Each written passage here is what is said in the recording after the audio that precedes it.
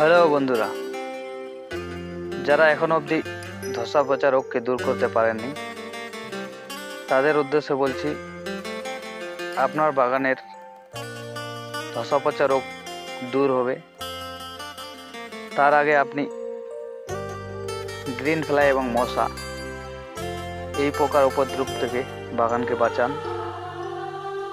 পরবর্তীতে দেখবেন যে কোনো ফাঙ্গিসাইড ব্যবহার করে আপনার ধসা পচা রোগ কন্ট্রোল হয়ে যাবে।